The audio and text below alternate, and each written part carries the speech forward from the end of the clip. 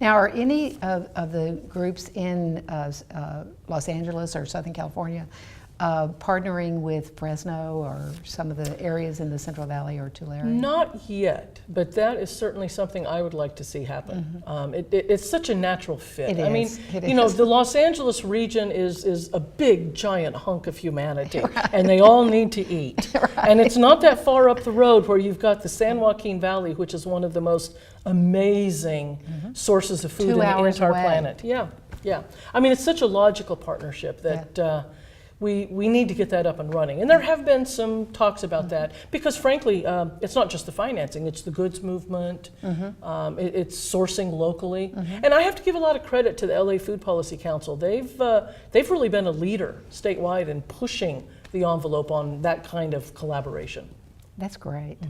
Well, are you finding the same kind of collaboration in the Bay Area with the Central Valley? Or Yeah, actually, it's really fascinating because more and more you're seeing groups like the Bay Area Council and others recognizing that the San Joaquin Valley is in many ways just, you know, more than just a neighbor. They're interrelated. Right. And frankly, the Sacramento area, they're recognizing that too. They're looking at their sphere being from the Sacramento region into the Bay Area and down into the valley. And you know, we're talking these mega regions now collaborating.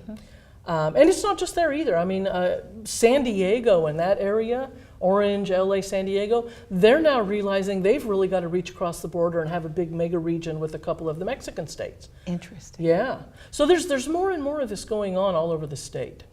And so the key that you've identified is creating the region, or the idea of the region, or the vehicle. Yeah.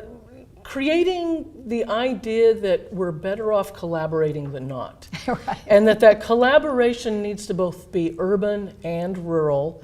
It needs to be large enough to be of scale, and yet small enough that people feel ownership. You know, folks in Shasta County aren't necessarily going to feel ownership of something down in Tulare, Right. and vice versa. Right. Although, having said that, one of the big projects that's kind of exciting out there right now is the Central Valley Ag Plus Food and Beverage Manufacturing Consortium, which does run from Shasta all the way down to Kern and a bunch of the Sierras, 28 counties. Wow. And their key focus is on facilitating between the farm and the fork more of that processing, storage, distribution, handling of food happening here in California, so that California has those jobs and that economic activity. Now, you just brought together a group to do that recently. Yeah, well, I was very much a part of putting the Ag Plus group together. And we've brought several others together as well. You know, some of our cooperative extension folks out in our county offices, they spend a lot of time working with locals on facilitating some of these farm to fork activities. And right now, another one that's really exciting is around forestry and biomass. We all know we've got a serious biomass problem in this state. And the old solutions of just ignoring it or trying to take that biomass and burn it up for electricity just aren't working. You can't pencil out in the black burning up biomass for electricity. But there are some really exciting new technologies of converting biomass into cellulosic nanofibers, bioplastics, and products called mass timber, which are engineered wood products utilizing biomass and adhesives and rosins. And those now are being utilized in massive buildings, tall buildings. Portland is building, I believe, a 12-story wood building. Wow. Yeah. In fact, one of the things I just worked with UC recently, part of President Napolitano's objectives is for the University of California to be carbon neutral by 2025. Wow. Yeah, That's it's a great. big undertaking, and we've made some really great strides there. But one of the things that's really going to help us is if we can start moving into more of a wood-first building policy. Because when you start replacing concrete and steel with wood, you're getting better energy efficiency. Actually, it's just as good, better perhaps in an earthquake. It's just as fire safe, but you're sequestering carbon. You're taking a lot of carbon off, like the equivalent of taking thousands of cars off the road, sequestering it. And these buildings are beautiful too. I mean, Wow. how can you not love wood? Wood's Right, always beautiful. right, exactly. But it then makes for a healthier forest too, because a lot of this biomass is not large trees that you would harvest for lumber. It's small bore, and it's invasive species in some cases, and not just our forests, but agriculture. We have a lot of biomass that really needs a high value home. So one of the things we're doing right now, and I'm thrilled, it's a real wide partnership. The governor has signed an executive order. The legislature has passed SB 859 to facilitate this. A Wood Products Innovation Institute that UC, CSU, and the Board of Forestry are jointly standing up right now. And one of the groups I'm working on, I co-chair with Greg Norton, who's the CEO of RCRC, the rural counties, is we're looking at how to completely build the supply chain from the forest through manufacturing to entities like UC, CSU, government, to utilize these products here in California. Build the entire supply chain. So the barriers there?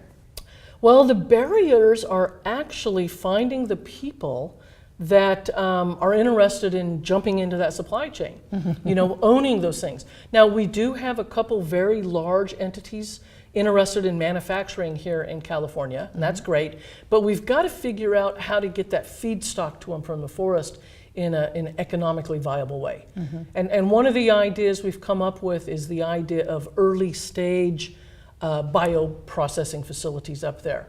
Because when you're manufacturing a product from say raw biomass to a finished thing, there's probably 20, 30 stages of the manufacturing process. The first 3 or 4 are very similar. So if you could at site, close to site, do that early breakdown of biomass into cellulose, lignins, that kind of thing, and then you're transporting that feedstock to where your manufacturing is, it's much more cost effective. Now, do you find the banks interested in this, or the foundations? They're They're very interested, but the first thing they'll point out is, without the whole supply chain, it's extremely risky. It's extremely risky. So the reason we've gathered together a whole lot of diverse players, and I mean things like the governor's office, the legislature, the Sierra Nevada Conservancy, the Sierra Business Council, a host of different players, UC, RCRC, et cetera, is that we're trying to actually get that entire supply chain organized. So have the market, have the entity that wants to manufacture, have the up in the forest able to process, have those in place, because once we have that, then the finance people will tell you, you've just reduced all the risk. Right. They have no problem financing that. So really it's risk. It's risk. We're all trying to manage risk, and that's a lot of what drives financial investment decisions. And for with climate change, that is exacerbated. Absolutely. The risk. Well, the risk right now is extreme. Some would argue that we have missed some tipping points. I hope that's not true, but it likely is, to really turn around what we're doing with carbon. Unfortunately, we've had some setbacks here in the last few years, but California is really stepping up to the plate and taking leadership, as are many other states and nations, to really find these kind of solutions. And that's where the University of California is really an important entity too. A lot of our research is finding new ways to utilize carbon, reduce its use, pull it out of the air even.